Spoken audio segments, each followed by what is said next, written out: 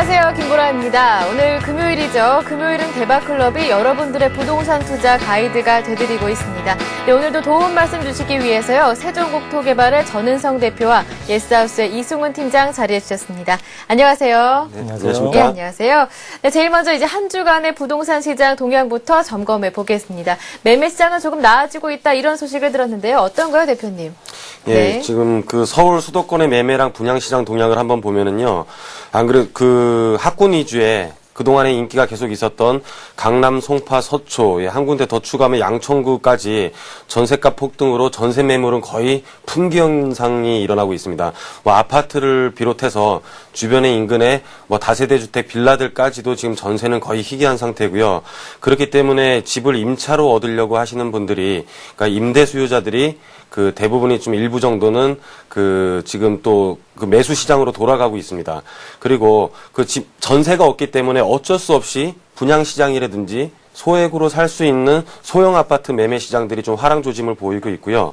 그리고 서울 수도권은 국지적으로 소형 아파트가 좀 밀집되어 있는 곳들, 그런 곳들 위주로 지금 매매가들은 조금씩 급매물들이 빠지면서 계속 상승을 하고 있습니다. 그렇기 때문에 상승을 하다 보니까는 그 하락률 정도는 좀 둔화되고 옛날 최고점 대비 가격을 많이 회복하지는 못했지만은 그래도 떨어지는 폭은 거의 없이 이제 바닥을 치고 좀 올라가는 현상을 보이고 있고요. 그리고 그 현재 중개업소를 한번 살펴봤더니 아파트 거래 문의는 상당히 바쁜 편이었고, 예, 바닥에서 벗어난 분위기로 거의 지금 실질적으로 걸려 들어오는 전화가, 예전에는 매도자들이 지금 현재 집값이 얼마인지 한번 그 살펴보기 위해서 중개업소에 그 전화를 거는 그런 이제 실질적인 매수자가 아니면서 매수자인 척하면서 거래를 물어보는 그런 전화들이 많았다고 하는데요. 예, 지금 같은 경우는 전화 오는 것들이 대부분이 실질적으로 구매랑 이어지는, 예, 그런 그 전화들이 많이 걸려와서 실질적으로 거래 건수도 상당히 많이 늘어나서, 예, 회복이 어느 정도 되고 있다라는 분위기로 보여집니다. 그리고 그 분양 시장을 한번 보면은 아직까지도 좀 양극화가 되고 있는데, 기존에 공급이 부족했던 그 부산, 대전, 춘천 등은 지금 상당히 분양이 좀 잘 되고 있는 걸로 알고 있습니다. 예, 그런데 그동안에 과잉 공급되었던 것들, 그러니까는 그 우리가 지금 2010년도 초반까지 양도세 그 조세 특례 기간이라고 해가지고 주택수에 인정을 안 해주는 어떤 그런 분양 매물들이 많았기 때문에 밀어내기 분양식으로 그 서울을 중심으로 주변 지역들, 예, 파주, 용인, 김포, 남양주 같은 경우들은 아직도 수요자들에 비해 공급량이 훨씬 더 초과된 현상을 띠고 있기 때문에 좀 아직도 침체에서는 조금 벗어나기는 힘든 상황입니다. 네, 소형 아파트 위주로나마 매매가 조금 이뤄지는 건데요. 그런데 이게 어떻게 보면요, 전세가의 폭등 영향도 있기 때문에 아무래도 아무리 해도 낙관적으로만 보기에는 조금 어렵지 않을까 이런 생각이 드는데요. 한 주간의 전세가 시장 동향도 한번 살펴봐야겠죠? 어떤가요? 예, 전세가 동향을 한번 살펴보면은요. 예. 안 그래도 그 지금 전세 매물이라는 거는 순간적으로 이렇게 늘어날 수 있는 상태가 아니기 때문에 어차피 그 좀 전세값들은 공급이 부족하면 계속 오르게 돼 있습니다. 그래서 임대료 상승률 높았던 지역은 이미 높은 상태로 존재하면서 그래도 학군이라든지 그 직장이라든지 이런 실질적인 수요자들에 의해서 꾸준히 또 상승되고 있는 편이고요. 학군이랑 이제 직장이랑은 뭐 큰 상관이 없는 사람들도 어차피 집을 구해야 되기 때문에 너무 많이 오른 곳 주변까지, 그러니까 자기의 생활권을 벗어나지 않는 범위 내에서 주변까지 그 도미노 현상으로 그 계속 임대가는 지금 상승하고 있습니다. 그렇기 때문에 정부에서는 11월 2일 날 그 전세시장 안정대책회의를 발표를 했는데, 앞서 말씀드렸다시피 전세라는 거는 대책을 한다고 해서 전세 가격이 잡히는 게 아니고 수요와 공급자 측면이기 때문에 물량이 어느 정도 확보되기 전까지는 말로 탁상에서 아무리 대책해봤자 안정화될 수 없는 겁니다. 왜냐하면은 실질적으로 의식주 중에 하나이기 때문에 당연히 집은 있어야 되는 거고, 집은 대책을 한다고 해서 하루아침에 지어지는 게 아니기 때문에, 예, 아무리 회의를 한다고 하더라도 어떤 그 특별한 내용은 없어 보이고요. 그 서울 전세 거래량 자체가 감소한 이유는 서울 자체 내에서 어떤 그 전세에 대한 그 선호도가 떨어졌다라는 뜻이 아니고 더 이상 전세를 거래할 수 있는 매물이 없었기 때문에 좀 서울 전세 대부분의 어떤 그 거래량 같은 경우는 감소됐다고 보여지고요. 네. 인천 경기 지역 같은 경우는 그동안에 그 서울 쪽에 어떤 선호도가 집중되다가 거기에서 구하지 못한 사람들이 이제 주변 지역으로 이렇게 퍼져 나가면서 지금 그 인천 경기 지역까지도 전세 시장 그 거래량은 계속 증가하고 있는 상태입니다. 네, 아무래도 이러한 분위기 때문인지 내년에 이사를 계획하신 분들도 걱정이 이만저만이 아니다라는 이야기를 많이 들었습니다. 네, 그렇다면 앞으로의 전망은 어쩐지 의견 한번 여쭙겠습니다. 예, 내년에 그 이사를 하실 분들이 전세가 상승으로 인해서 그 미리 지레 겁을 이렇게 잡수시고 벌써 이사는 내년이지만은 연말에 이제 전세든지 지금 매매를 하려고 계속 지금 좀 노력에 있는 걸로 알고 있고요. 서울 수도권은 가격 하락폭이 둔화됐는데 아직까지도 보금자리 주택에 대한 계속 공급으로 인해서 추가 하락, 공급량이 좀 향후에는 과잉 공급되지 않겠느냐라는 우려로 인해서 매수세가 계속 임대로 돌아서고 있는 상태이긴 합니다. 그런데 국지적인 어떤 서울 거래량을 보면은 강남권을 중심으로 해가지고 지금 현재 재건축 같은 시장들은 최고점 대비 한 20% 정도 빠져 있는 상태이기 때문에 강남 재건축 거래량들이 상당히 지금 늘어나고 있는 편이고요. 주택 전세 시장을 분위기를 다시 한번 전망을 해보면은 저금리로 임대인은 거의 반전세, 그러니까 금리가 낮으니까는 전세 금액을 받아도 마땅한 투자처도 없고 은행에 넣어놓는 것도 금리가 낮으니까 별 가치가 없기 때문에 보증금을 조금 늘리고 월세를 좀 받으려는, 그러니까 보증금을 아예 적게 해서 월세를 많이 늘리는 그런 게 아니라 보증금 반, 지금 월세를 반 이런 비율로 지금 늘려가고는 있는데 정부 정책과는 조금 반대입니다. 정부 정책 같은 경우는 지금 전세가 폭등으로 인해서 전세 자금 대출을 상당히 완화해주고 있는데요. 전세 자금 대출을 받아서 임차인들은 실질적인 온전한 전세를 구하려고 하지만은 임대인들은 또 금리가 낮기 때문에 월세를 받기를 선호하고 이러다 보니까는 둘이의 괴리감은 있지만은 주택이 부족하다 보니까는 어떤 임대인이 우위에 있는 시장이 되어서 앞으로는 향후에 반전세로 돌아갈 확률이 상당히 높다고 보여집니다. 네, 주택 인허가 실적도 조금 줄어들었다고 하는데요. 지금 미분양 사태로 인해 가지고 주택 인허가 실적도 올 8월부터 상당히 많이 하락을 했고요. 2000년도 대비 지금 현재 시기를 살펴보면은 한 거의 절반 정도, 한 44.8%가 줄어들었다. 그러니까 2000년도 평균에 지금까지 만약에 100개의 인허가 실적이 있었다면은 한 52개 정도밖에 지금 허가가 없는 상태이고요. 서울은 그래서 계속 물량이 부족하고 또 도심은 계속 살아있는 거기 때문에 또 계속 재개발 또는 재건축을 진행을 해야 되는데 그럼 거기에 대한 이주 대책 때문에 이주 대책이 생긴다라는 거는 어느 한 집을 허물고 추가 공급이 있지 않다면은 지금 현재 인허가 실적이 적어서 추가 공급은 없는 상태에서 또 재개발 재건축으로 인해서 신규 주택을 또 공급하기 전에 어떤 기존 주택을 허무는 현상이 생긴다면은 이주 대책으로 인해서도 일시적으로는 가격이 많이 상승할 걸로 예상이 되고요. 전문가 의견들은 저번 주에도 말씀을 드렸지만은 전문가 의견은 좀 상반되는 경우가 많은데 일단은 대부분의 말하는 사람들이 내년 초가 좀 가격이 뛰지 않겠느냐 이렇게들 이구동성으로 말씀을 하시다 보니까는 일반 우리 시청자분들이나 정보에 민감하지 않은 분들은 신문지상에 나오거나 어떤 이런 전문가들의 의견에 좀 기댈 수밖에 없는 구조인데요. 어쨌든 간에 전문가들이 내년에 살아난다고 하니까 수요자 자체는 내년에 많이 몰려있는 상태로 보여지고 하반기에 구입을 하는 사람들보다는 내년에 구입하는 어떤 대기 수요자들이 많기 때문에 대기 수요자들이 일시적으로 몰리는 시점에서 어떤 분위기 정도는 반전되지 않겠느냐, 그렇게 보여지고 있습니다. 네, 내년 상반기에는 매매 시장이 조금 나아지지 않을까라는 진단을 해주셨습니다. 네, 이번에는 이승훈 팀장께 한 가지 여쭤보겠습니다. 네, 지난 16일이었죠. 한국은행에서 기준금리를 0.25%포인트 상향 인상을 했는데요. 네, 그렇기 때문에 이 내 집 마련이나 전세 자금을 마련하기 위해서 대출을 하신 분들이나 대출을 한 분들에게는 굉장히 걱정이 많을 것이라고 생각이 듭니다. 이 대출금리 관련해서요, 조언 좀 부탁드리겠습니다. 어떻게 보시는지요? 네. 이번에 0.25% 금리 인상이 됐는데요. 네. 어느 정도 예상이 됐던 부분이고요. 지난 거의 한 3개월 가까이 금리가 동결이 됐었는데 이때도 사실은 금리 인상에 대한 얘기들이 많았습니다. 그런데 원래 물가 상승 부분에 좀 치중을 해야 되는데 환율 부분이 계속 걸리다 보니까 한국은행에서 지난달까지 이제 기준금리를 동결했었는데요. 때문에 이번 달에 있어서는 분명히 거의 금리 인상이 확정적이지 않느냐 이런 예상이 대부분이었고요. 실질적으로 금리가 상승을 했습니다. 그래서 지금 새로 이제 구입하시려는 분들과 대출을 관련해서 이제 신규 대출을 받으시려는 분들이 조금 걱정이 생기시는 건 사실인데요. 이제 금리가 상승한다는 것은 이제 경기 회복을 앞두고 있다고 이제 이렇게 해석을 해도 되는 거고요. 그 금리가 원래 지금까지는 굉장히 최저금리였는데 앞으로 상승하게 되다 보니까 경기가 좀 좋아질 것이다. 이렇게 예상이 되는 것이고 그렇기 때문에 금리가 이제 계속 향후에도 계속 오르지 않을까 싶어서 이제 대출에 대해서 좀 꺼려하시는 부분이 있어서 고정금리로 갈아탄다거나 이런 말씀들도 많이 하시는데 실질적으로는 계속 오를지 여부는 한번 두고 봐야 되는 부분이고요. 네. 경기가 확실히 뭐 더블딥이라든가 이런 부분에 대해서는 좀 논의가 사라졌지만 아직도 확실하게 경기가 회복됐다고는 판단할 수 없기 때문에 좀 지켜보시는 게 맞다고 보이지고요. 고정금리 쪽으로 갈아타시는 부분이 있어서 한 번 더 한 번 올랐다고 해서 고정금리로 갈아타는 게 아니라 약간의 추이를 좀 더 지켜봐야 되지 않을까 이렇게 판단합니다. 네, 이승훈 팀장님의 의견 주택담보대출하실 때 꼭 참고해 보시기 바라겠습니다. 이렇게 해서 한 주간의 부동산 시장에 대해서 짚어봤습니다. 어느 때보다 몸살이 심한 부동산 시장이지만 전문가들은 항상 틈새가 있다고 하는데요. 고수의 부동산 투자 비법에서 알아봅니다.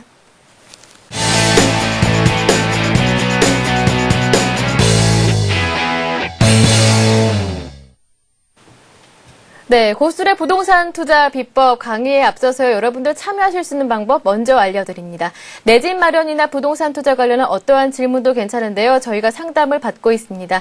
무료 문자, 무료 전화번호로 함께하고 있죠. 02-2299-4034번 열려 있으니까요. 어떠한 질문도 괜찮습니다. 저희에게 상담을 신청해 주실 수가 있습니다. 이렇게 참여해 주시는 분들을 위해서요. 저희가 선물을 마련하고 있는데요. 부동산 정보지죠. 월간 예스하우스에 3개월분을 무료로 보내드리고 있으니까요. 많은 참여를 기다리고 있겠습니다. 네, 그럼 고수의 부동산 투자 비법 오늘은 전은성 대표께서 준비를 해주셨는데요. 어떠한 내용인지 간략하게 들어볼까요? 예. 그 재건축에 투자를 하기 위해서는 좀 금액이 많이 들어가는데 요즘에 그 서울시 발표라든지 뭐 한강변 재개발들, 뉴타운들 이런 데 지금 소액 투자자들 관심이 계속 증가하고 있는데요. 예, 그 재개발 투자할 때 성공 비법을 보시면은 권리가액이 높은 물건에 투자해라. 이 뜻은 뭐냐면은 매매 가격보다는 내가 산 금액과 평가받을 때 그 차익이 많이 안 나는 물건들.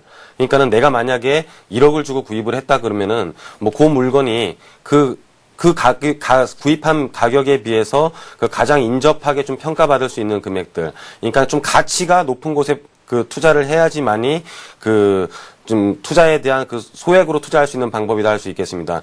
이 뜻은 뭐냐면은 그 권리가액이 높다라는 뜻은 뭐냐면은 조합원들한테 분양가가 주어지면은 거기서 본인의 권리가액을 빼고 나머지 금액을 추가 부담 또는 그 청산 금액으로 돌려받게 되는데요.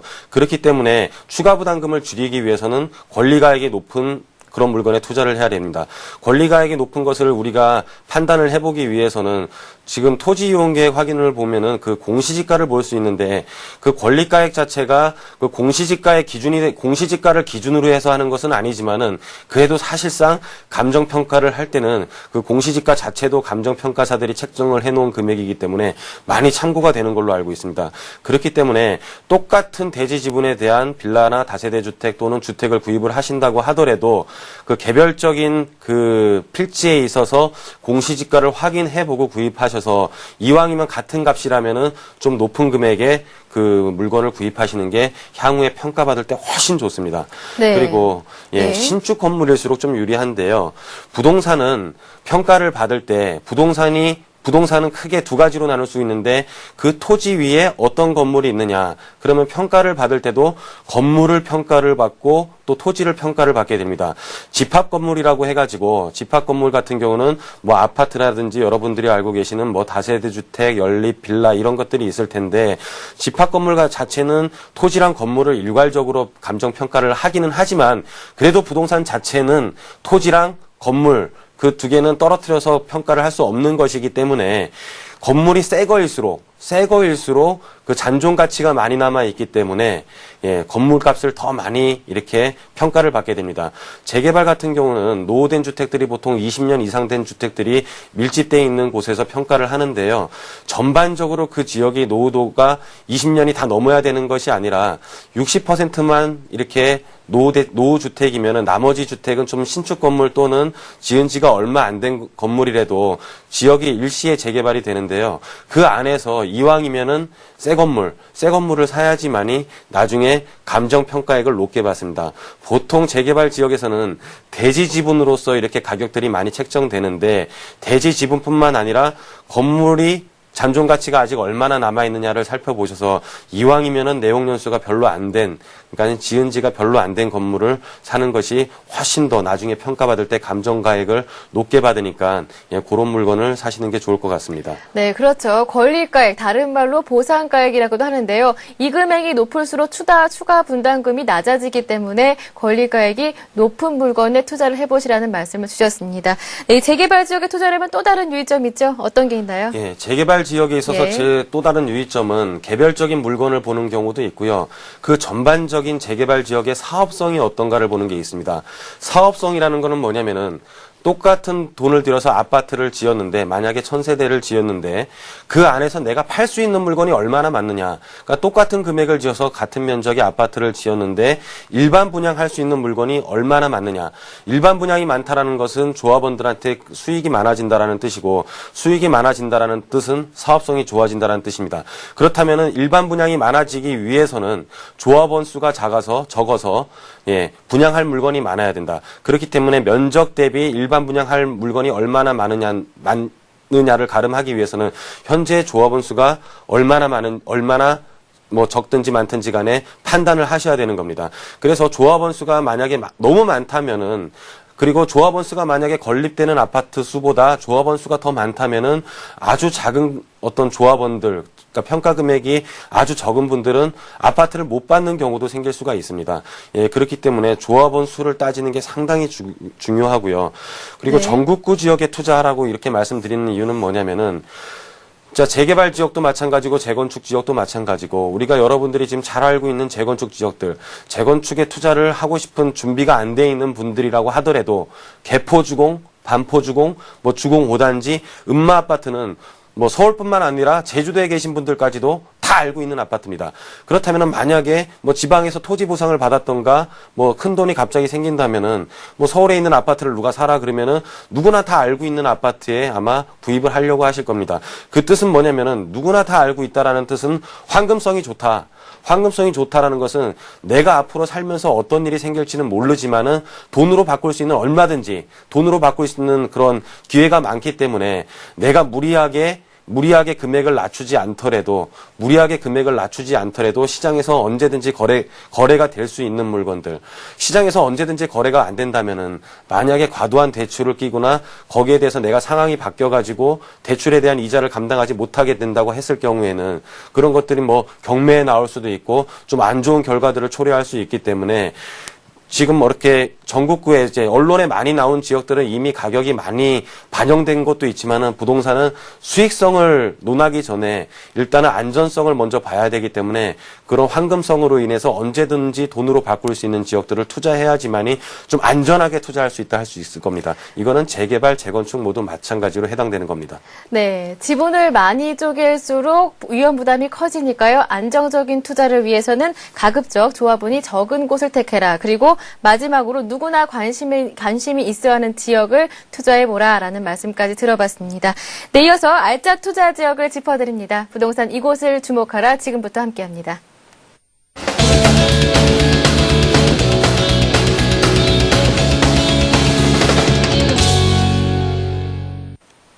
네, 부동산 이곳을 주목하라. 최근 이슈가 되고 있는 지역, 그리고 투자 가치가 있는 지역을 여러분께 소개해드리고 있습니다. 네, 오늘 이승훈 팀장님께서 도움 말씀을 주시겠는데요. 어떤 지역인가요? 예, 오늘은 쾌적한 예. 신흥 주거지로 급부상하고 있는 네. 한강변의 마포구 망원 합정 유도 정비 구역에 대해서 살펴보도록 하겠습니다. 네, 망원 합정지구라면 예전에 한번 짚어드렸던 적이 있는 그런 지역인데요. 아무래도 전문가마다 시각이 다르기 때문에 오늘 다시 한번 짚어보면서 비교 분석도 해보고 도움이 굉장히 많이 될 것 같습니다. 네, 그렇다면 이승훈 팀장님께서는 어떻게 보시는지 그 시각이 굉장히 궁금한데요. 이 망원 합정지구의 입지 분석부터 한번 살펴볼까요? 예, 네. 이 지도를 보시면 이제 망원 합정 유도 정비구역 같은 경우는 한강변 그 서울의 서북권에 지금 위치하고 있는데요. 주변에 그 상암동이라든가 용산, 시청, 여의도, 목동 같은 어떤 고급 주거단지나 아니면 도심 지금 굉장히 그 근접해 있습니다. 네. 그래서 실질적인 거리를 재보아도 한 3에서 6km 정도로 굉장히 가까운 거리에 있기 때문에 이러한 주거단지라든가 아니면은 오피스 수요가 많은 이런 직장이 많은 곳에 직주 근접을 할 수 있는 위치이기 때문에 이런 쪽에 있어서 그 어떤 핵심적인 위치로 부상할 수 있는 그런 지역이라고 볼 수 있겠고요. 더불어 그 한강변에 위치해 있다 보니까 쾌적성과 편의성을 동시에 갖출 수 있는 그런 지역이 바로 망원 합정 유도 정비 구역입니다. 네, 망원 합정 지역의 입지 문서 조금 더 자세하게 한번 들어가 보겠습니다. 예, 네. 망원합동 유도정비구역 같은 경우는 일단은 작년 1월에 서울시에서 한강 공공성 회복 프로젝트로 그 한강변을 개발한다는 10개 구역 중에 하나로 지금 지정이 된 상태로서 개발 계획을 갖고 있는 그런 지역입니다. 예. 말씀드렸다시피 주변의 도심이라든가 주거단지와의 접근성이 강하기 때문에 이런 걸로 인해서 시너지 효과를 좀 발생시킬 수 있는 그런 좋은 입지라고 할 수 있겠고요. 더불어 유도정비구역 혼자만의 개발이 아니라 바로 옆에 전략정비구역이라든가 균형발전 촉진지구 또 마포 디자인지구 같은 그런 개발 계획과 같이 연계해서 개발이 되기 때문에 인접한 개발이 모두 다 완료가 된다 그러면 아주 대단지 개발로서 입지적으로나 아니면 네. 개발 계획으로나 여러모로 봤을 때 우수하다고 볼 수 있고요. 또한 지금 그쪽에 다들 아시겠지만 양화대교가 그 보수 공사를 하고 있고 또 네. 월드컵 대교가 신설되고 또한 그 망원 그린웨이 사업이라고 해가지고 그 강변북로 지화하는 그런 사업들까지 다 연계가 되기 때문에 시일은 좀 걸리겠지만 시차적으로 이런 것들이 다 완성이 된다고 했을 때는 나중에 굉장히 우수한 지역으로 한강변의 고급 주거 단지로서 직주 근접과 편의성과 편리성을 모두 갖춘 지역으로 부상할 것으로 예상하고 있습니다. 네, 이 망원 합정지구 개발 정책적인 뿐만이 아니라요. 이게 주택의 개념으로서도 손색이 없는 지역이다. 이렇게 한번 두셨는데요. 이 망원 합정지구가 이 서울시에서 추진하는 한강 르네상스 개발 지역 중에서도 가장 핵심 지역적인 지역이다. 이렇게 들었는데요. 이 지역의 한번 장점부터 한번 들어볼까요? 예, 이 네. 지역의 장점은 아까 계속 말씀드렸다시피 한강변에 붙어 있기 때문에 한강에 도망을 대는 것뿐만이 아니라 한강 이용까지 같이 할 수 있는 부분이 있어서 굉장히 쾌적하다. 그렇게 해서 말씀드릴 수 있는 게 가장 큰 장점일 수 있고요. 그리고 투자적인 측면에서는 지금 타 지역에 비해서 굉장히 소액으로 투자가 가능한 지역이기 때문에 이런 부분에 있어서 어떤 수요층이 굉장히 전국적인 수요다 해서 수요가 많기 때문에 가격 상승을 견인할 수 있는 그런 역할을 갖고 있고요. 또한 한강변 아파트로서 조망이 되고 또 비한강변에 있는 아파트보다 한강 이용이라든가 아니면은 어떤 쾌적한 입지를 갖고 있기 때문에 높은 프리미엄을 기대할 수 있겠습니다. 또 한 가지 그 유도정비구역은 결국은 재개발 사업으로 진행되는 그런 사업인데 그 어느 정도 사업의 속도 면에서도 중요한데요. 개발 사업의 속도 면에서는 어떤 주민들의 개발 사업의 의지가 굉장히 열망이 굉장히 중요한 편인데 그런 거에 있어서 개발을 굉장히 열정적으로 적극적으로 추진하는 모습에서 어떤 속도적인 면에서도 좀 높은 점수를 매길 수 있을 것 같습니다. 네, 한강 조망권에다가 쾌적성도 갖고 있고요. 그리고 소액 투자로 높은 프리미엄까지 예상되는 망원 합정지구의 장점 이렇게 들어봤는데요. 네, 그런데 팀장님 제가 이곳 들어보니까요. 이곳이 지분 쪼개기 때문에 사업성이 조금 악화되지 않을까 이런 우려에 대해서 들었습니다. 앞서 이 전능성 대표님께서도 짚어주셨듯이 지분 쪼개기가 심하면은 조합원 수도 많아지고 그러다 보면 수익성도 조금 악화되지 않을까 이렇게 우려가 되는데요. 어떻게 보시는지요? 네, 맞습니다. 예. 지분 쪼개기가 되면 사업성이 악화되는 건 분명히 맞고요. 역시 마찬가지로 망원 합종 유도 정비구역도 소위 말하는 지분 쪼개기가 이루어진 상태이기 때문에 예전에 비해서는 사업성이 어느 정도 악화가 됐다. 이것은 뭐 부정할 수 없는 사실입니다. 예, 그렇지만 지분 쪼개기가 일어나는 지역을 가만히 살펴보면은 그만큼 또 분양이 잘 되고 또 인기가 많은 지역이라는 것을 또 반증하는 이유일 수도 있습니다. 그래서 실질적으로 서울의 지분 쪼개기가 일어나는 곳은 좀 어떤 전국적인 수요와 유망 지역들 그리고 개발이 확실한 지역들 이런 지역 쪽으로 많이 지금 유입이 되기 때문에 지분 쪼개기에서 사업성이 좀 악화된 부분이 있지만 이거는 그냥 하나의 과정으로 좀 봐줘야 될 것 같고요. 그 지분 쪼개기가 지금 현행법상으로는 지금 막을 수 있는 제재 방법은 없기 때문에 조금 사업성 악화된 부분은 있지만 요거는 타 지역도 마찬가지이기 때문에 여기만의 네. 어떤 특별한 그런 단점이라고 볼 수는 없지만 여하튼 그 지분 쪼개기가 어느 정도 이루어진 건 사실입니다. 그런데 이 지분 쪼개기가 실질적으로는 나중에 개발이 어느 정도 좀 가시권에 들어오게 된다 그러면 건축허가 제한이라든가 이런 방식으로 정책적으로 쪼개기에 대한 금지가 있을 걸로 보여지긴 합니다. 네. 다른 단점들은 어떤 것들이 있을까요? 일단은 사업이 일단 개발 계획 안만 나온 상태이기 때문에 네. 그 기존의 뉴타운이라든가 이렇게 구역이 나눠지고 실질적으로 어느 정도 개발이 이루어진 곳이 아닙니다. 예. 그래서 기본 계획이 나오고서부터 어떤 구역을 나누고 추진을 하는 과정에 있어서 다른 지역보다는 확실히 좀 긴 장기적인 안목으로 투자를 보셔야 될 것 같고요. 예. 그러니까 결국은 사업 기간이 좀 타 지역보다는 길어질 수밖에 없다. 이렇게 볼 수 있겠습니다. 그리고 또 이제 한강변 개발이다 보니까 이 한강변 개발 같은 경우는 그 말씀드렸다시피 여기 말고도 한 9개 정도가 총 10개 정도의 구역이 있습니다. 그래서 한강변 주변 개발과의 연계성이 좀 강하기 때문에 이런 부분에 있어서 영향을 좀 많이 받는 게 사실입니다. 네. 그래서 그 다른 지역에 어떻게 사업이 좀 이루어지느냐, 어떻게 진행되고 있느냐 이런 거에 좀 영향을 많이 받기 때문에 예를 들면 용산의 국제업무단지 같은 게 지금 약간 딜레이되고 지지부진했을 때 이런 거에 의해서 가격이 좀 약간 민감하게 반응한다라는 거 네. 그런 부분이 좀 있을 수 있겠고요. 마찬가지로 개발 예정지이면서 아직 초기 단계이기 때문에 다른 부분도가 어느 정도 리스크 부분 측면이 좀 있어서 가격이 좀 민감하게 반응하는 그런 거는 좀 단점이라고 볼 수 있겠습니다. 네, 이렇게 해서 망원 합정지구의 장점과 단점에 대해서 꼼꼼하게 짚어봤는데요. 이 실제 투자를 원하시는 분들 어떤 점을 유의해야 할까요? 예, 뭐 재개발의 예. 투자가 이제 모두 마찬가지인데 이것도 마찬가지입니다.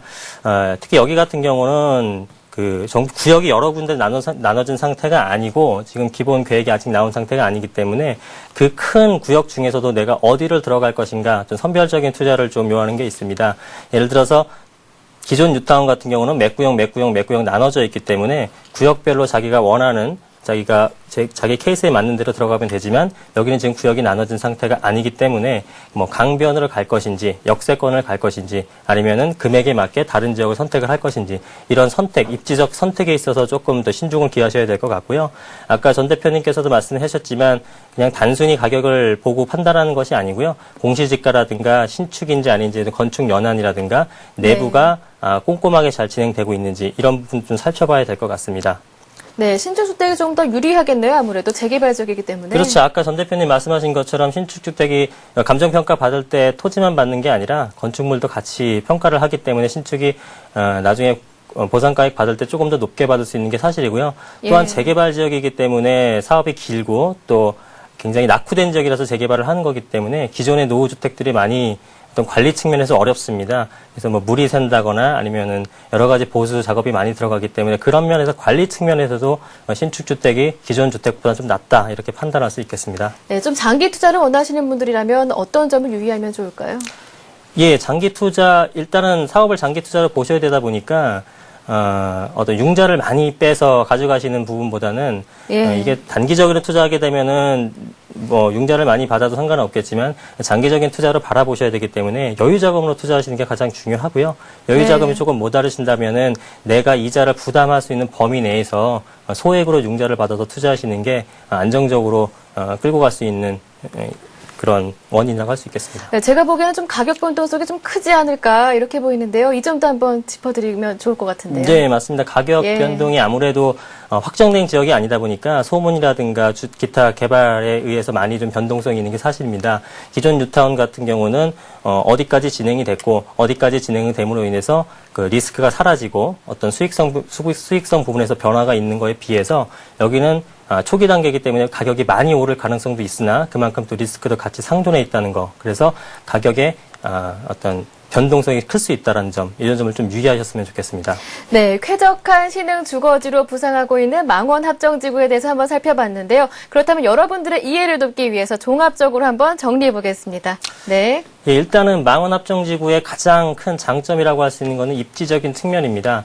또 그 개발 계획하고 좀 부합돼 있으면서 아까 말씀드렸다시피 어떤 도심 수요를 흡수할 수 있고 또 주변에 어떤 오피스 타운에 있는 것들과 직주 근접이기 때문에 어떤 차량 이용이라든가 이런 면에서 굉장히 편리하고요. 또 현재 교통을 본다 하더라도 강변북로라든가 올림픽대로라든가 서부간선도로라든가 이런 도로망이 굉장히 잘 갖춰져 있고 대중교통도 뭐 합정역으로서 2호선, 6호선 환승역도 있고요. 여러 가지 교통면에서도 훌륭하다고 평가가 됩니다.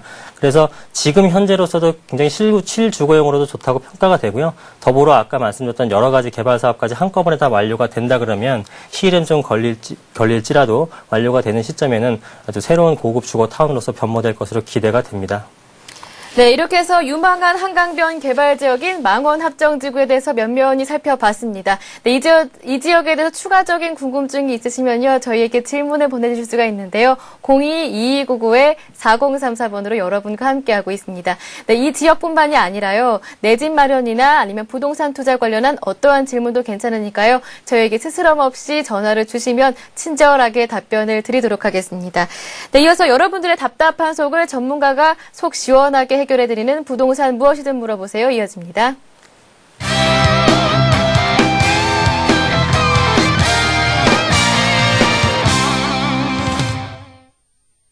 네, 부동산 무엇이든 물어보세요. 저희는요, 02-2299-4034번으로 함께하고 있습니다. 저희가 무료로 상담을 드리고 있으니까요, 많은 참여를 기다리고 있겠습니다. 첫 번째 전화 주신 분부터 살펴보겠습니다. 안녕하세요. 네, 안녕하세요. 예, 안녕하세요. 고맙습니다. 예. 예, 이번에는요, 대표님과 연결을 해드리도록 할 테니까요, 궁금하신 점 무엇이든지 다 질문을 해보시기 바랍니다. 고맙습니다. 네, 대표님. 알겠습니다. 예, 여보세요? 예, 여보세요? 예, 안녕하십니까? 예, 안녕하세요. 네, 어떤 게 궁금하셔서 전화 주셨죠? 아, 예. 제가 지금 노원구 아파트 21평에 살고 있는데요. 네, 결혼하고 지금 이쪽으로 넘어왔는데, 네, 지금 아기가 좀 커가면서 지금 평수가 좀 작아서, 네. 제가 좀 거주형으로 이제 좀 서울 안쪽으로 들어가는 집을 좀 보고 싶어서 전화 드렸습니다. 네네. 현재 여기 21평 시세가 어느 정도로 돼 있죠? 지금 한 2억 1천에서 한 2억 3천 정도로 되어 있어요. 2억 3천이요? 21평. 방이 2개짜리입니까? 예, 방 2개인데, 처음 계약 시에 보니까, 거실에 턱이 있어서 방 3개로 잡혀 있었거든요. 네네. 근데 이제, 실질적인 방은 2개입니다. 아, 방은 2개이고, 지금 노원구의 21평형 아파트면은 이제 주공아파트 인근 뭐 그런 쪽인 것 같은데요. 예. 대부분이 지금 복도식이잖아요. 맞습니다. 예, 지은 지는 얼마 된 거죠? 제가 4년 전에 살 때 한 7년 됐다고 했으니까 지금 이제 한 10년 넘어가는 것 같아요. 아, 그래요? 그럼 상당히 좀 애매한 기간이에요. 예. 예, 우리가 지금 1992년도에 지어진 아파트 같은 경우는 네. 40년이 돼야지만이 재건축이 추진이 가능하고요. 현행법으로는. 네네. 이거는 지금 뭐 국회에 매번 올라가서 이제 내용 연수를 30년으로 줄이자 이런 내용들은 계속 올라가는데 어쨌든 간에 현행법은 그렇고요. 네. 예, 그렇다면은 이 아파트에서 이제 기대를 할 수 있는 부분은 이제 지은 지가 15년이 되면은 리모델링을 할 수 있는 이제 여건이 돼요. 아, 예. 예. 그렇게 되면은 기대를 할 수 있는 거는 리모델링인데 네네. 노원구에 있는 아파트 대부분들은 강남에 지어진 재건축 주공 아파트랑은 다르게 네. 주공 아파트이기는 하면서도 대지 지분 자체가 강남에 있는 아파트처럼 이렇게 작은 대지 지분이 많은 5층 저층 주공 아파트들이 아니라 대부분이 10층, 15층짜리 중고층의 아파트들이잖아요. 예, 맞습니다. 예, 그러다 보니까는 대지 지분이 작기 때문에 재건축을 하더라도 어떤 소형 평수 의무 비율이라든지 이런 것들 때문에 재건축이 되기는 쉽지 않은 여건을 가진 게 사실상 노원구예요. 아, 예. 예, 그래서 대부분이 리모델링으로 추진이 될 것 같고요. 네네. 예, 추진이 된다 그러면은 복도식 같은 경우는 조금 메리트는 있습니다. 아, 그렇군요. 예, 그러면은 복도식 같은 경우는 뭐 복도를 공용 면적이 아닌 전용 면적으로 포함을 시키고 네. 엘리베이터를 일부 더 설치를 해서 일단 계단식 아파트로 변경할 수 있는 그런 소지들은 많아요. 아, 예. 예, 그러면은 좀 불편하시더라도 이 노원구의 아파트를 계속 갖고 계시거나 네네. 또 하나 지금 옮긴다면은 사실상 노원구의 아파트들이 교육 여건들 때문에 많이 가격 상승을 하기는 했었지만은 네네. 기타 타 지역들 서울의 중심 지역에 비해서는 그렇게 가격 상승 폭이 높은 편은 아니에요. 예. 예, 그러다 보니까는 예전에 노도강 해가지고 노원구, 도봉구, 강북구 이렇게 해서 어떤 강북의 세 마리의 용이라고 표현된 적도 있었는데 네네. 그렇지만은 어떤 중심부에 있는 지역에 비해서는 그렇게 많이 오른 편은 아니거든요. 아, 예. 예, 상대적인 상실감이 조금 큰 지역이긴 해요. 그래서 네네. 예, 그렇다면은 또 한 번 이제 계속 그렇게 지금 노원구에 머물러 있지 않고 중심부로 나오시기에는 지금 2억 1천에서 3천만 원 금액으로 24평대 아파트를 하기에는 다소 무리가 있어 보이고요. 아, 예. 예. 그리고 지금 서울시 쪽에서 보면은 고가도로를 거의 다 없애는 편이잖아요. 예, 맞습니다. 예, 서울시의 실패작인 제가 보기에는 외곽순환도로를 만들어서 거의 흉물처럼 냅두고 있는 건데요. 예. 예, 그거를 제외하고는 고가도로는 전반적으로 좀 다 없애고 있거든요. 네네. 그러면서 한강변 개발이라든지 간선도로들, 동부간선도로도 얼마 전에 지화한다고 발표를 했었고, 네네. 예, 그리고 강변북로도 일부 정도는 지금 그 어떤 지하화, 아마 올림픽대로도 아마 그런 얘기가 나올 것 같고요.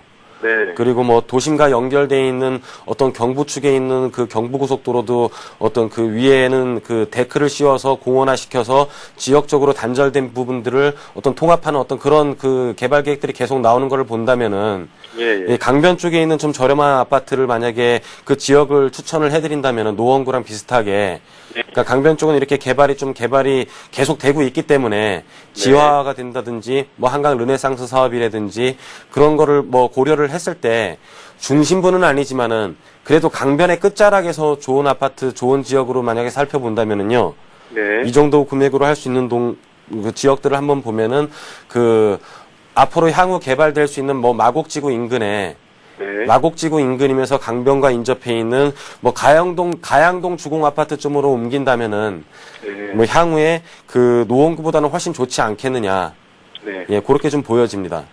그 제가 처음에 그 구매를 했을 때 06년도에 네, 그때는 제가 한 1억 정도에 샀다가 네, 지금은 그래도 이게 제가 봤을 때 지금 전문가님 말씀해 주신 것처럼 네, 더 이상 오를 것 같지는 않거든요. 네, 네, 그래서 이제 아까 초기에도 잠깐 말씀을 드렸듯이 네, 그 저희가 또 집이 좀 특이하게 거실이 좁고 안방이 좀 큰 구조입니다. 네, 근데 이제 애가 계속 뛰어다니면서 계속 좀 부딪히고 하니까 예, 좀 이제 큰 데를 보고 싶은 희망이 있어서 말씀을 드렸는데 네.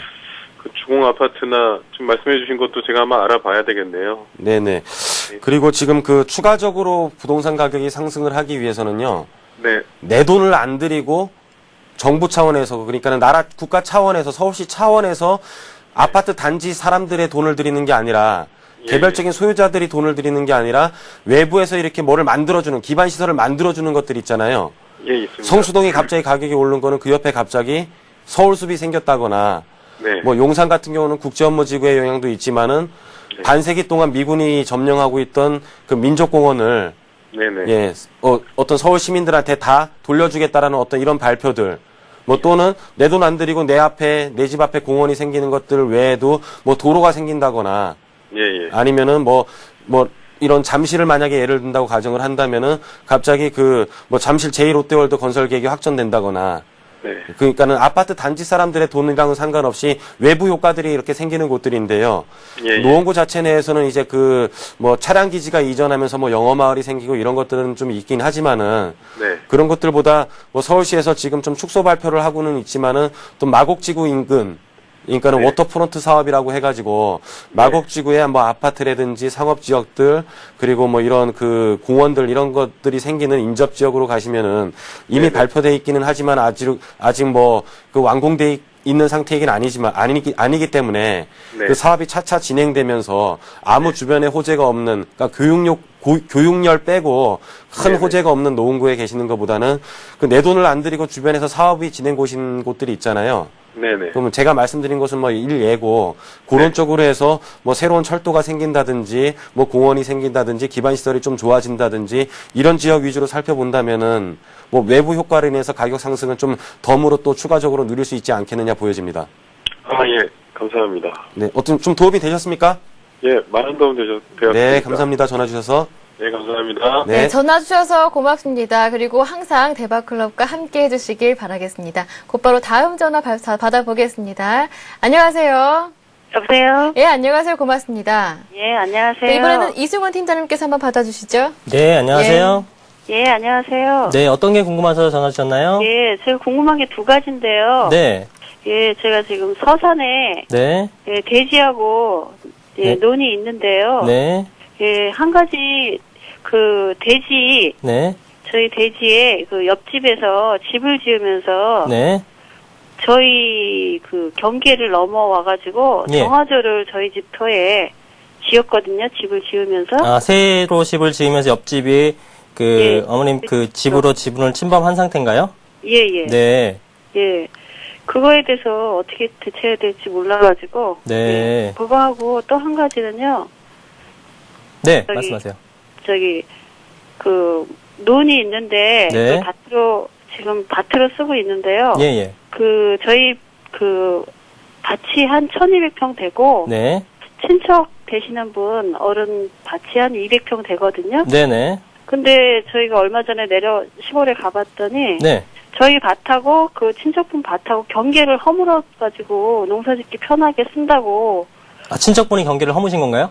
예, 저희가 예. 저희 허락 없이 아, 예, 예. 가서 보니까 그거를 허물어가지고 그냥 농사짓기 편하게 쓰겠다고 네. 하시면서 그거를 허물었더라고요. 그래서 예. 친척분이라 어떻게 대처를 해야 될지 아, 예. 말씀을 드려야 될지 그냥 가만히 있어도 되는 건지 아. 어떻게 되는 건지 몰라가지고요. 예, 예. 이거는 좀 법률적인 부분이네요. 일단은 그러면은 경계 허문 거부터 제가 좀 설명을 드려볼게요. 예. 지금 어머니 허락 없이 지금 경계를 허문 거니까 예. 이거는 원칙적으로는 잘못된 행위니까 원상복구를 요구를 하셔야 되는 부분인데 예. 지금 고민되시는 거는 아무래도 이제 친척분이시다 보니까 그냥 예. 이렇게 지인이다 보니까 말씀하시기가 좀 어렵다고 하시는 것 같아요.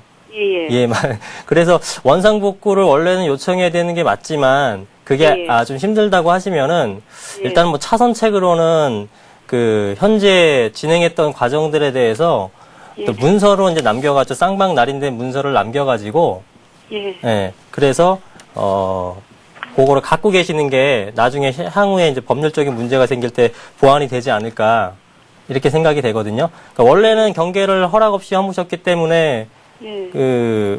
복구하는 게 정상이지만 또 어르신이기 때문에 말씀하시기가 굉장히 난해한 것 같아요. 그렇다면은 어떤 지금 구두상으로 이렇게 얘기하는 거 부분은 나중에 대해서 어머님이 좀 불리할 수도 있기 때문에 최소한 지금 이런 상태에서 이게 허물어지게 됐다. 예, 이런 식으로라도 어떤 과정상으로라도 이제 문서로 작성을 해가지고요. 쌍방으로 이렇게 날인을 하셔가지고 문서를 갖고 계시다가, 나중에 어떤 요구가 있을 때, 향후에 요구가 있을 때 원상복귀를 해준다라든가, 이런 식으로 좀 작성을 해서 갖고 계시는 게 나을 것 같습니다. 예. 예, 지금 원래는 복구를 해야 되지만 그게 상황이 안 된다면 제가 차선책으로 말씀드린 거예요. 예. 그리고 지금 뭐 정화조 부분에 있어서는 이거는 이 옆집에 새로 지었다니까 이건 친지분이 아니신 거죠? 예. 아, 이것도 마찬가지예요. 지금 잘못된 행동을 한 거기 때문에 어머니께서 그 옆집에다가 일단 얘기를 해보셨나요? 이거를 경계를 넘었으니까 이거를 치워달라, 제거해달라 말씀을 해보셨나요? 아니, 저희 대신에 친척분이 계속 얘기를 했다고 하더라고요. 집 지을 때 계속. 아, 근데 지금 아무런 움직임이 예. 없어요? 예. 예. 이것도 마찬가지로 법률적으로 해결을 하게 되면은 민법에 보면은 소유물 방해 제거 청구권이라고 있어요. 그러니까 원래는 이제 뭐 법을 하기에 앞서서 이렇게 잘 합의가 되면 좋은데 지금 말씀을 했는데도 불구하고 움직임이 없다고 하시면은 이 소유물 방해 제거 청구권이라는 걸 이용하셔가지고 움직임이 없으시기 때문에 그걸로 이제 청구를 하시게 되면 법률에 도움을 받아서 해결하는 방법이 되겠네요. 예. 네. 도움이 되셨어요? 예, 감사합니다. 네, 전화 주셔서 감사합니다. 예. 네, 고맙습니다. 네, 상담 내용 잘 참고하셔서 꼭 해결되시길 바라겠습니다. 네, 대박클럽 언제든지 여러분과 함께하고 있습니다. 한 분 더 전화 받아보도록 하겠습니다. 안녕하세요. 네, 여보세요. 안녕하세요. 예, 고맙습니다. 이번에는 대표님께서 한번 부탁드리겠습니다. 예, 안녕하십니까? 네, 안녕하세요. 네, 어떤 게 궁금하셔서 전화 주셨죠? 네, 제가 지금 용인 기흥 보정 네. 포스홈에 거주하고 있거든요. 49평이고요. 포스코 홈타운 말씀하시는 것 같아요. 네네, 포스코 네네. 홈타운이요. 예. 예, 49평에 거주하고 있고요. 예. 그리고 수원 영통에 네. 신원 아파트 49평을 네. 전세를 주고 있어요. 아, 이것도 갖고 계시는 건데 전세를 주고 있다고요? 전세를 주고 있어요. 네. 네. 근데 전세가 지금 1년 남아 있는 상태고요. 네.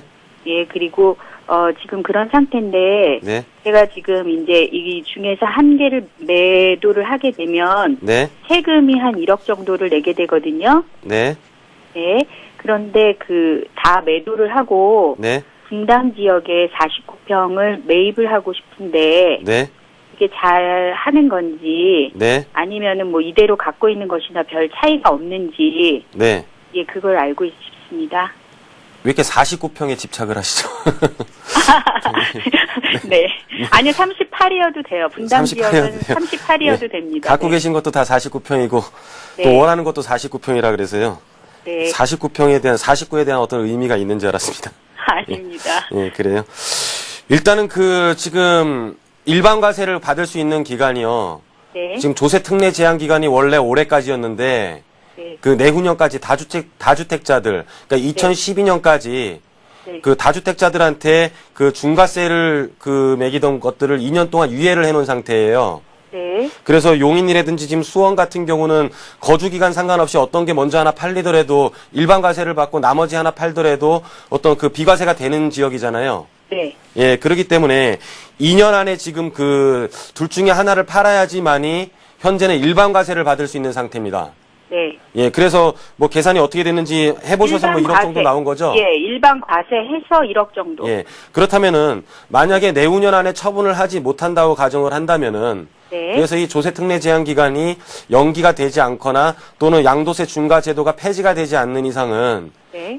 2012년 이후에 매도를 하게 되면은 남은 금액에 대해서 어떤 50%를 내야 되는 거잖아요. 예, 예. 예, 그렇게 해서 당연히 하나는 매도를 하셔야 될 것 같아요. 아, 그래요? 예, 매도를 한다 그러면은 현재 그 전세 살고 있는 전세를 준 주택 있죠? 네. 수원의 영통의 아파트라 그러셨나요?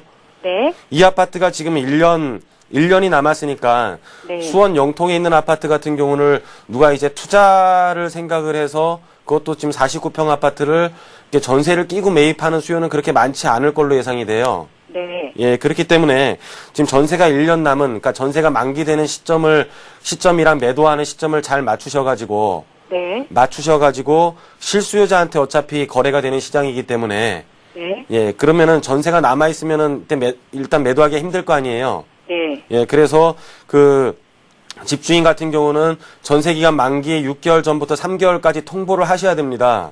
네. 예, 그렇기 때문에 통보를 하시고 전세가 되면은 이제 집을 매도할 계획이 있으니 네. 예, 다른데 집을 이제 구하시게 좀 권유를 해드리고 그리고 그 시점에 맞춰서 매도를 하시면 될 것 같고요. 네. 예, 그리고 나서 물론 분당으로 가는 건 상당히 좋습니다. 네. 분당 예. 지역은 어떻게 보시나요? 네? 분당 지역은 제가 사는 거에 대해서 어떻게 향후 괜찮은 생각인가요? 어떻게 보시나요? 예, 그 전에 지금 이 용인 기흥에 사시기 전에는 어디에 거주를 하셨었습니까? 분당이요. 분당이요? 그럼 저보다 더 잘하실 것 같은데요. 그래요. 그러면은 분당 같은 경우는요. 네. 이제 일기 신도시예요. 네. 일기 신도시이면서 기반 시설이 분당이 최초의 지금 됐을 때보다는 그러니까는 기반 시설이 상당히 잘 돼 있는 곳인데요. 네. 분당은 지금 일기 신도시라 동시에 다 지어지면서 내용 연수가 만약에 지금 재건축 내연 연수가 만약에 줄어든다 그러면 제일 수혜받는 지역이 신도시 중에는 분당이 될 것이고 뭐 서울시 쪽에서는 아마 목동이 되지 않겠느냐. 네. 예, 그렇게 보여지기 때문에 일단은 분당은 좋아 보입니다. 네. 예. 그러면은 분당의 기존 아파트들 네. 뭐 한 20여 년 된 그 아파트들을 사서 이렇게 두는 것도 나쁘진 예, 않다는 분당 일단 나쁘지 않고 말씀이시죠? 계속 지금 가격은 회복하고 있고요. 네. 예, 일단 유념히 살펴보시면서 구입하셔도 괜찮을 것 같습니다. 근데 어머니 지금 네. 우리가 진행을 하다 보니까 거의 마무리할 시간이 다 된 것 같아요. 아, 네. 네, 처음에 연결이 됐으면 좋았을 뻔했는데 네네네. 네, 지금 마지막에 연결이 돼갖고 좀 시간상 여기서 그만하셔야 될 것 같습니다. 죄송합니다. 아, 네. 예, 감사합니다. 네. 네. 네, 고맙습니다. 전화 상담은 여기에서 마치겠습니다. 전화 연결되지 못한 분들은요, 방송 끝난 후에라도 저희에게 연결해 주시면 상담을 드리도록 하겠습니다. 02-2299-4034번으로 함께하고 있습니다. 오늘 연결되신 분들을 위해서 선물도 마련했습니다. 부동산 정보지 예스하우스 3개월분 보내드리도록 하겠습니다. 네, 오늘 강의해 주시고요, 상담까지 맞춰주신 두 분 수고 많으셨습니다. 고맙습니다. 네. 네, 대박클럽 시즌2 매주 이렇게 금요일마다 여러분들의 부동산 투자 가이드가 되드리고 있습니다. 기존대로 월요일부터 목요일까지는 주식 투자 상담해드리고 있으니까요. 이 점 꼭 착오 없으시길 바라겠습니다. 참여하실 수 있는 방법이 조금 다릅니다. 월요일부터 목요일까지는 013-3366-0110번 문자로 함께하고 있고요. 오늘 같은 금요일은요, 전화로 받고 있습니다. 02-2299-4034번으로 연결을 해주시면 되겠습니다. 네, 오늘 대박클럽 준비한 내용은 여기까지입니다. 저는 다음 주 월요일 다시 찾아뵙겠습니다. 주말 즐겁게 보내십시오. 고맙습니다.